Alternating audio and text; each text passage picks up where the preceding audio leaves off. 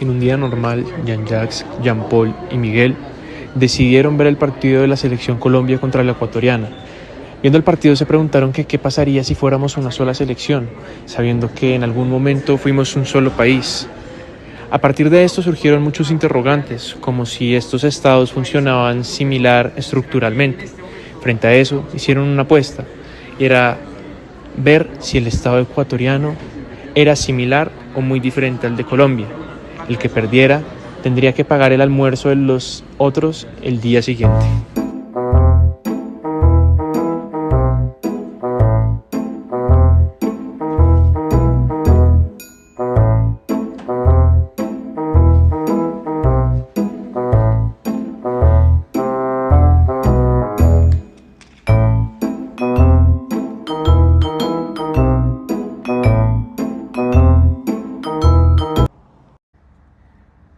Cuando nos hablan de cómo se fijaron los límites en el territorio ecuatoriano, tenemos que buscar esos hitos y esos acontecimientos que nos permitieron llegar a ese lugar.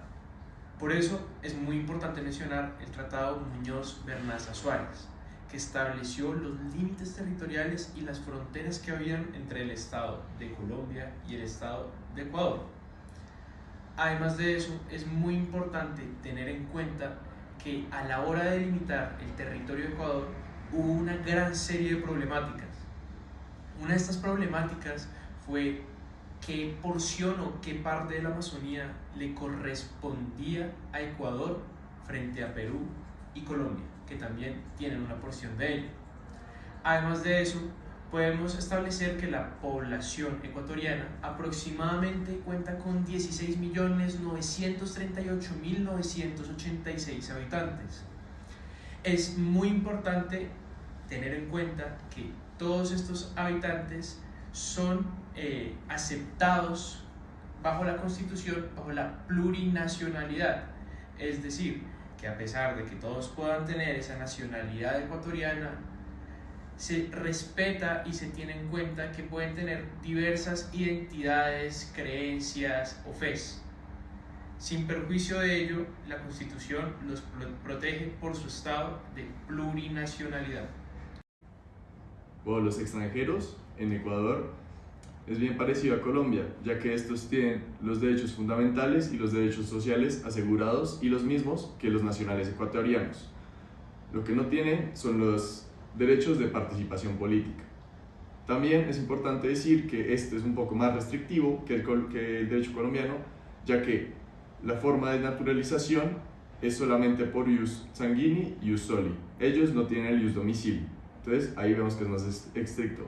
Pasando ahora al poder público, la primera gran diferencia es que en Ecuador hay dos funciones legislativas adicionales a las tradicionales, que serían el Ejecutivo, en cabeza del presidente de Ecuador, el Legislativo, en cabeza de la Asamblea Nacional, la cual tiene 151 congresistas y se escogen a través de voto popular, y después se aplica una fórmula matemática con la cual se sacan los puestos que van a tener en la Asamblea. Y también el Poder Judicial, que además de tener su sede principal en Quito, también tiene sedes provinciales, las cuales solo tienen jurisdicción en cada provincia. Bueno, y las dos nuevas son la función de transparencia y control social, en cabeza del Consejo de Participación Ciudadana y Control Social, la cual tiene mucha incidencia, sobre todo en la función ejecutiva para tener pesos y contrapesos dentro del Estado. Y por último, la función electoral, la cual aunque esté un poco más alejada de todas, ya que pues esta no tiene mucha incidencia dentro de los pesos y contrapesos, igual tiene un rol muy importante en las funciones para ejecutar, administrar y controlar las campañas electorales. Allá. El Ecuador nació en 1830, cuando se separó de la Gran Colombia. Sin embargo, esto no fue nada fácil, fue un proceso largo. Hubo dictaduras, revoluciones y más constituciones que goles en una eliminatoria. En el siglo XIX hubo luchas entre conservadores, liberales y regionalistas. Es muy importante, figuras como Juan José Flores y Gabriel García Moreno dejaron huellas muy distintas en toda la nación. El cambio, sin embargo, vino con el famoso Eloy Alfaro y la Revolución Liberal. Esta se separó de la Iglesia del Estado y se reconoció la libertad de cultos. Finalmente, en 1929, las mujeres ecuatorianas votaron por primera vez en toda América Latina. Compañero, mira, en este libro vi los derechos y libertades más importantes de Ecuador. Muy interesante, a ver, dime. Mira, primero que todo, la Constitución de Ecuador evolucionó desde una estructura oligárquica hasta uno de los derechos más amplios. Abolieron la esclavitud, eliminaron la pena de muerte y consagraron el habeas corpus. Además de esto, la libertad de asociación y pensamiento, la igualdad ante la ley y la separación del poder religioso. Y por último, es como una historia de transformación social, de un Estado excluyente a uno que intenta proteger a todos sus ciudadanos. Pero bien, qué buena evolución han tenido. El proceso de la Asamblea Constituyente en Ecuador surgió a partir de una gran crisis social que estaba viviendo el país, después de que en los últimos 10 años habían destituido a 3 presidentes. En las siguientes elecciones designaron a Rafael Correa, que se alzó en la presidencia proponiendo una constituyente para reformar el país y valorar esa soberanía.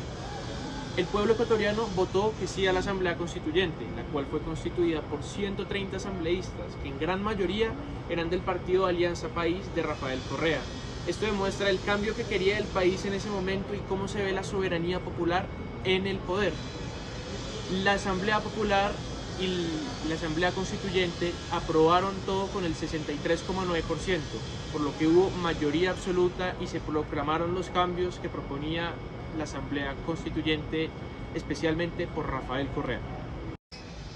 Esta reforma fue una reforma lo que hoy llaman una constitución progresista, en donde tuvo cambios ecológicos y, por ejemplo, se declaró un sujeto de protección, lo que es la Pachamama. Recordar que esta constitución fue proclamada en Ecuador en el año 2008. Al igual que Colombia, Ecuador es un Estado social de derecho y también presenta una supremacía constitucional, es decir, norma de normas. Y por otro lado, es un Estado unitario, es decir, que todo el territorio se rige por una sola constitución y también que hay una sola, y que todas las instituciones políticas son las mismas para todo el territorio. El sistema de gobierno de Ecuador es republicano y presidencialista, donde el jefe de Estado también es el jefe del gobierno. Bajo el mandato actual presidencial es Daniel Noboa. En Ecuador el sufragio es universal, es directo y es periódico cada 4 años, y el presidente puede ser reelegido hasta una sola vez. Teniendo en cuenta todo lo anterior para comprender la función del Estado de Ecuador, consideramos que hay 2 problemáticas que son muy relevantes actualmente en el país.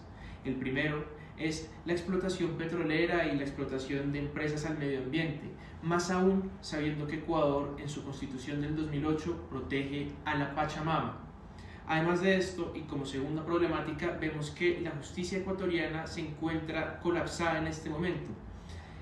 A diferencia de Colombia, tiene otro nombre, lo que sería la acción de tutela ya, se llama la acción de amparo.